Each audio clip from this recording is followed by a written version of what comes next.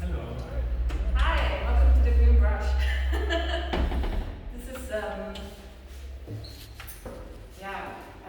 we want to give you a little tour of the exhibition. It's the first solo show of Sample's studio, and we decided to build a whole apartment into this little gallery in Vienna. We're at Magazin, which is an architecture gallery in the 4th district of Vienna, and tonight is the opening, so now this is kind of a little preview. So we have used all vintage pieces, actually all from Kala in Vienna nearby, sourced them and brought them here, and painted some of them, modified some of them, and also, as you see, it's basically an apartment for plants. So the theme of the show, which is called the Green Brush, Technology of Domestic Plants, is exactly that. We're looking at plants and how they relate to our domestic interiors, how they're kind of a technology in themselves. Exactly, and as people said already, the technologies of domestic plants, by looking actually at the gallery, it also reminded us the ground plan of a small studio apartment, for example, and where we face similar environmental problems you have, I think, in many other apartments, where you say you have one room, for example, which is more light and air flooded, and you, for example, we will see later in the back, there's also a room where we have much less light and way less air circulation, for example, and we basically try to showcase that within, like, changing the environment to bring it actually to create the environment more to be natural again with technology, for example. Yeah, and usually we kind of use plants in a decorative sense. We kind of choose them according to what looks good in each location. And we're not necessarily trying to critique that. It's just more of an observation of how people are using plants at home to feel more connected to nature, to feel, better in a way. But we're at the same time kind of objectifying these plants. So it's more of a commentary than necessarily a critique. And we also found that, it's almost funny how plants are somehow these natural objects, but then they're also these technological objects, and sort of combining them or sort of hybridizing them with actual technological objects, in our sense, it brought out that relationship even more clearly. And also we've observed that while plants have become more and more popular and there's more plants being sold, the business of plants is actually growing. At the same time, technology is becoming more and more invisible in our homes. It used to be full of big computers and cables, and it's becoming less and less kind of palpable part of kind of interior design. And so that's also something that we kind of wanted to draw out or maybe show in the exhibition. But let's go inside a bit further. So we're kind of in the living room area. Here's the kitchen bar, kitchen front. We have a working fridge inside of there, which is also going to. So when we have the opening, I think now it's full of beer. That's for tonight. Actually, I think we have to buy some more beer. I think we're gonna restock outside. Exactly. So here's a little working corner, where I can do my little office setup. My plant research. And if you come closer, you can see here there's actually a monitor that we sort of broke apart, and then there's still some paint on here. So here, this is the inside of this monitor that we kind of took apart, and this is really kind of intense seeing a plant on this technological object. So it's a bit of we see those objects, I think, as sculptures actually, and they're just sort of these unlikely combinations of things.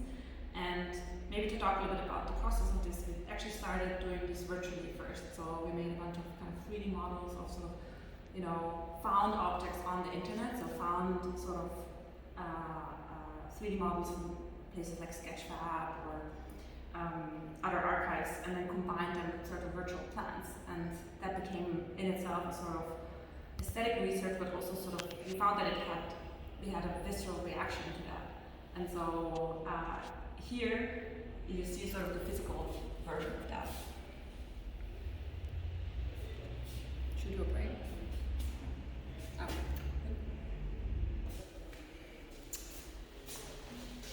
And here you have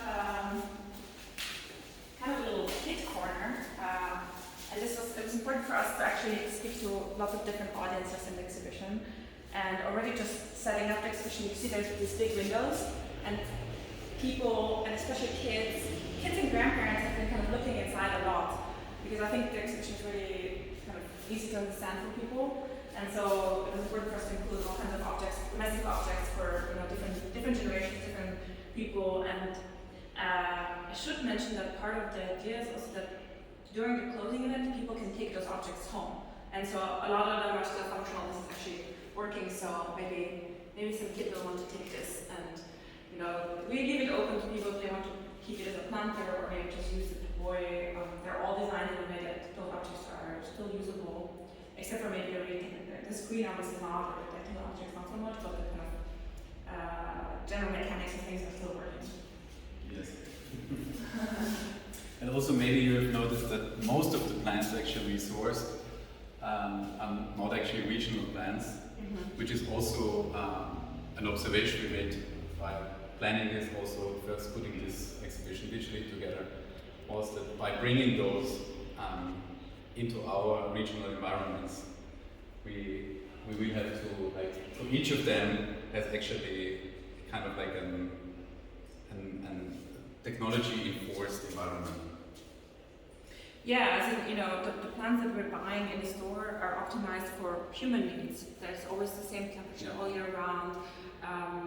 They don't have to be watered too much or too little. So, it's quite interesting that what we kind of consider a really regular domestic plant, like the ficus, is like a really common plant, right?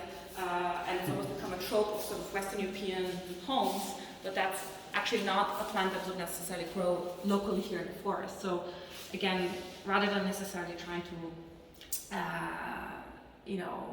critique that, it's really a kind of exaggerated observation of things that are already going on. And I should mention that we're having 2 discussion groups that are going to be launched tonight with experts that are talking about these themes on an in-depth level. You can find out all about that on the website, but the idea with the exhibition itself is really more of a sort of spatial, visceral, experiential experience, or just a moment, and then the sort of more in-depth examination of these topics happens in those discussion groups. So this was all kind of like the first room. This is one of my favorite objects. It's a cat tower that now has become a planter. Plant tower. A plant tower. And yeah, follow me into the bedroom.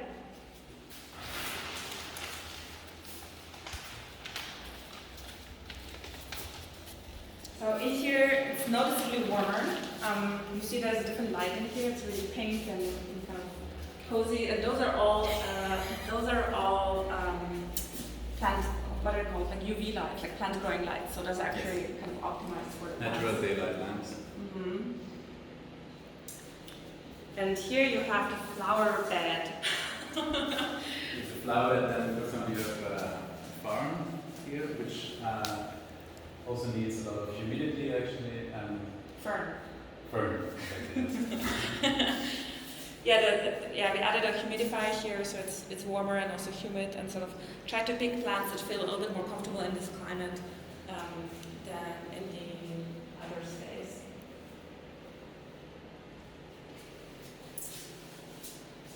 And again, you have sort of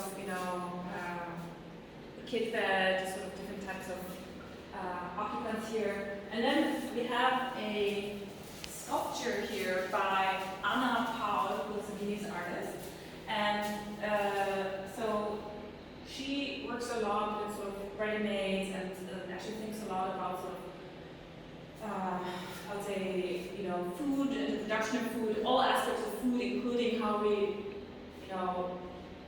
get rid of the food, and so she's been making these toilet sculptures, and it seemed to fit really perfectly into the show, even though you see it's a little different. All the other objects are just as they are, This one is sort of modified and just sort of stacked up these toilets to become the plant potty. So that's the name of the sculpture. And we just think it's a really beautiful object. You know, it also becomes kind of a home, a host for the plants up there.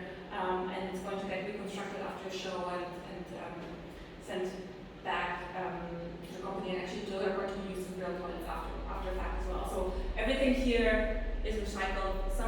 The only piece that was custom was the kitchen, and that was actually also recycled from the previous show.